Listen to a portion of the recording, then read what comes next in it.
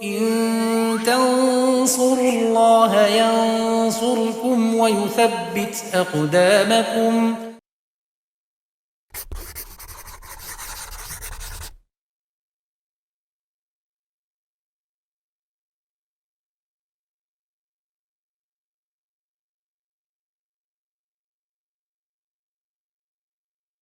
Bismillahirrahmanirrahim. Alhamdulillah wassalatu wassalamu ala Rasulillah wa ala alihi wa sahbihi wa man tabi'ahum bi ihsanin ila yaumiddin, amma ba'd.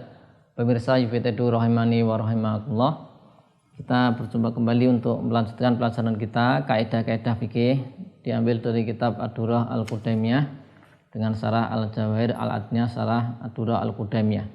Ya, kita sampai di pembahasan yang atau hadis yang ke-20.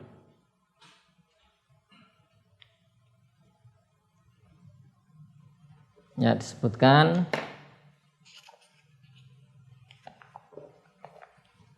al-qaidah al-isrun.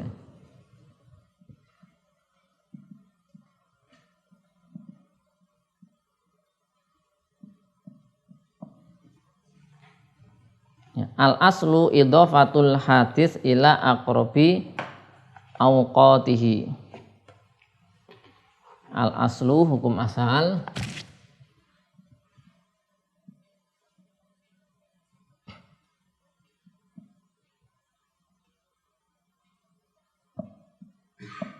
itu idhofatul hadis ila aqrabi awqatihi.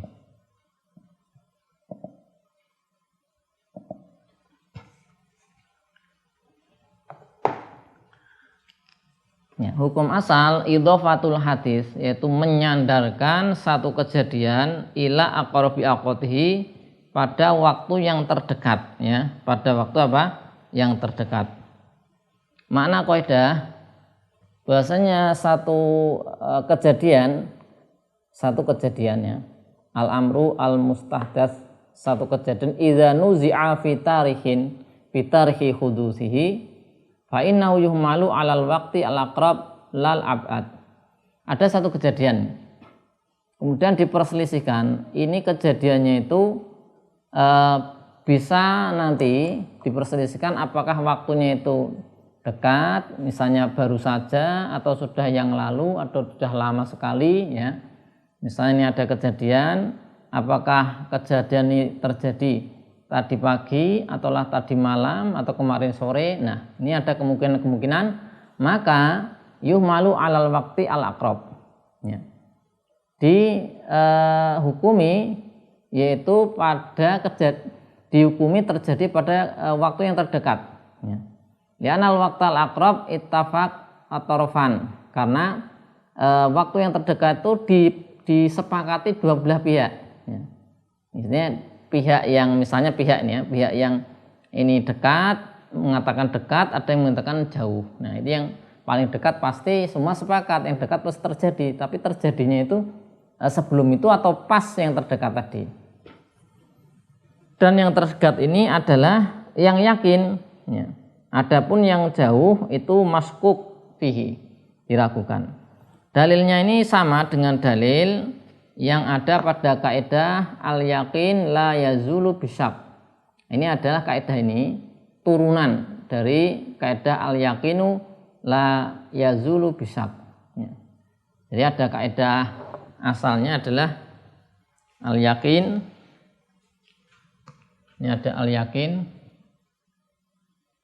sudah pernah kita bahas, la yazulu bisyak. Nah, ini turunannya ini, ya. Jadi ini kaidah induknya, ya. Aslinya ada kaidah al-yakinu la yazulu bisyak. Nah, turun kaidah ada al-aslu idhofatul hadisi ila aqrabi awqatihi. Ya, dalilnya sama, yaitu di dalil kaidah al-yakin la yazulu bisyak. Bahwasanya di hadis disebutkan riwayat Bukhari dan Muslim ada diadukan pada Nabi sallallahu alaihi wasallam rajul yukhayyalu ilaihi anau yajidu syai' fi sholatihi. Seorang yang digambarkan itu ada sesuatu di sholatnya atau di perutnya, maka Nabi sallallahu alaihi wasallam mengatakan la yansharif hatta yasma'a sautan aw yajid rihan. Janganlah meninggalkan sholat kecuali mendengar suaranya atau mendapatkan aromanya. Artinya kecuali yakin. Kalau masih ragu-ragu ini tadi buang angin atau tidak, nah ini ragu-ragu maka tidak diputus sholatnya karena itu meragukan. Nah ini dalil kaidahnya. Kemudian di antara penerapan kaidah disebutkan di sini di Al-Jawahir, ra'a fi thawbihi maniyan walam yadhkur ihtilaman lazima al-ghuslu wa tajibu alaihi i'adatu kulli sholatin sholaha min akhiri naumatin namaha. Ya. Dia menemukan ada yaitu air mani, sedangkan air mani ini adalah sesuatu yang mewajibkan mandi ya. Nah, kemudian menemukan air mani, dia tidak ingat ini mimpi basahnya kapan ya, misalnya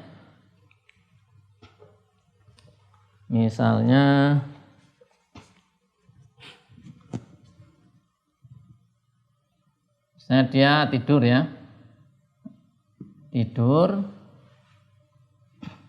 kemudian ini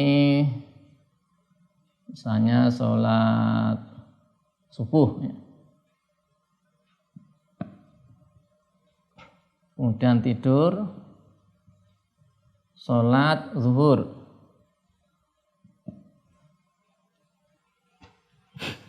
kemudian tidur sholat asar. Kemudian setelah sholat asar ya, ini setelah sholat asar maka ditemukan fi thawbihi, maka ditemukan yujad fi thawbihi mani ya. Setelah sholat asar ditemukan yaitu mani, maka dia tidak tahu mimpi basahnya itu apakah di sini, apa di sini, karena dia sebelum subuh tidur, malam-malam tidur, kemudian sebelum zuhur dia juga tidur, sebelum asar juga tidur. Maka ada 3 kejadian yang akrab, yang paling dekat ya sebelum asar dia tidur, kemudian yang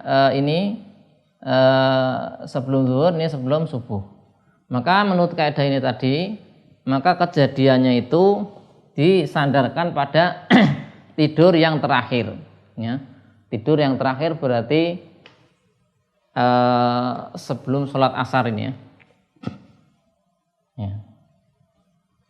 Berarti sholat asar harus wajib di qadha, karena dia ketika selesai sholat asar dia mendapatkan mani dan sebelum sholat asar dia tidur. Dan yang terakhir mana? Yang terakhir ada tidur sebelum asar. Ini disebutkan diidhofahkan, dihukumi pada kejadian yang terdekat. Kemudian ada contoh yang lain, seandainya dia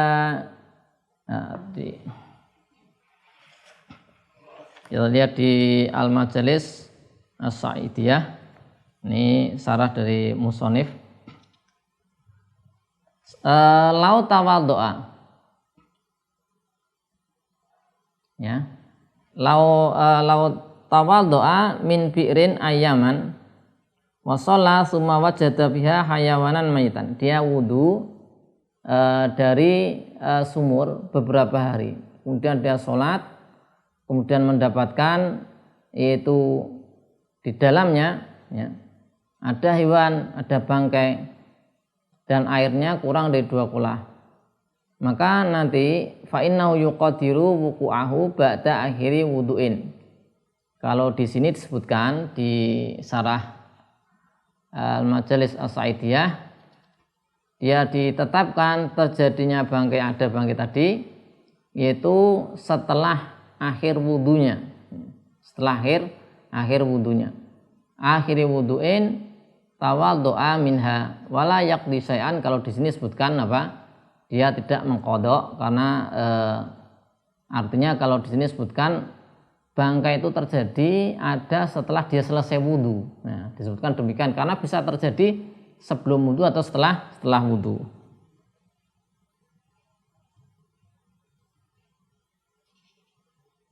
Nah, kemudian ini tadi yang contoh kedua.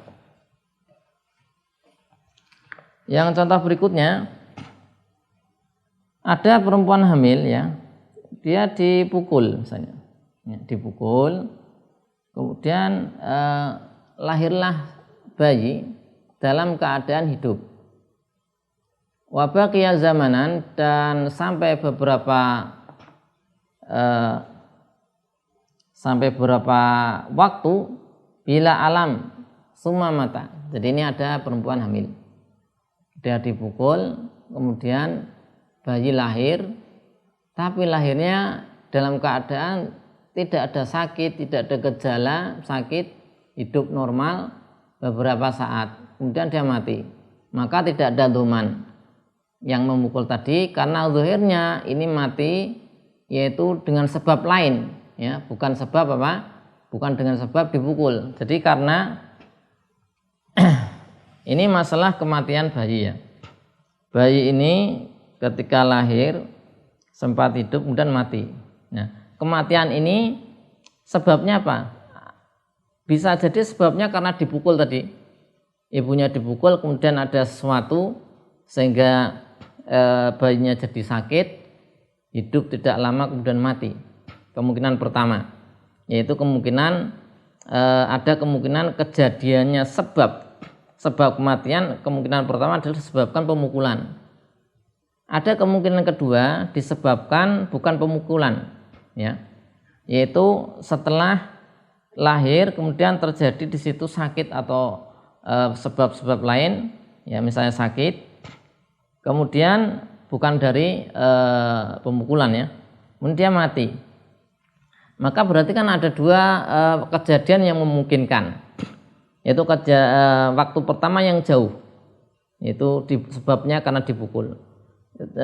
Kemungkinan kedua waktu terdekat, yaitu setelah dipukul. Maka di sini dihukumi sebabnya adalah yang terdekat. Yang terdekat berarti setelah lahiran. Setelah lahiran berarti ada sebab lain, bukan sebab dipukul tadi. Ya, karena sebabnya bukan sebab dipukul, maka dia tidak ada doman, ya, tidak ada doman, tidak menanggung. Karena nanti kalau sebabnya karena dipukul berarti kan pembunuhan, maksudnya ada doman. Nah ini di sini disebutkan, yaitu yang terdekat adalah demikian, yaitu yang dihukumi kejadian tersebut adalah pada waktu yang terdekat, bukan yang jauh. Kemudian contoh yang ketiga, idda'a al-mushtari annahu wajada fi sil'ati aiban. Seorang pembeli mengklaim bahasanya dia menemukan pada sil'ah, barang yang dibeli, aib.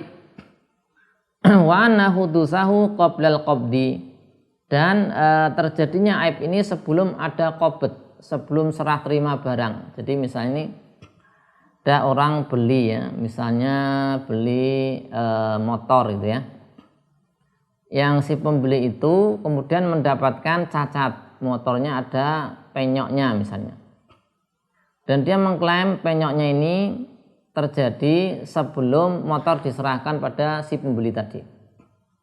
Nah, karena apa dia mengklaim begitu? Karena kalau cacatnya ini terjadi sebelum diserahkan, maka tanggungannya penjual. Jadi ketika jual beli kemudian ditemukan barang cacat. Kalau cacatnya ini terjadi sebelum serah terima barang, sudah ada cacat, berarti tanggungannya penjual. Karena penjual menyerahkan barang sudah dalam keadaan cacat. Tapi kalau cacatnya terjadinya adalah setelah serah terima barang, berarti cacat terjadi pada saat berada pada pembeli, berarti bukan tanggung jawab penjual. Nah, tadi seperti itu hukumnya. Ketika ini ada barang yang dibeli, ada cacatnya, berarti kapan terjadinya cacat? Ada dua kemungkinan. Kemungkinan pertama, yang kemungkinan terdekat, berarti terjadi cacat itu setelah diserah terimakan. Kemungkinan kedua, kemungkinan yang jauh, waktunya jauh, terjadinya cacat sebelum diserah terimakan. Berdasarkan kaidah ini, maka dihukumi cacatnya itu adalah setelah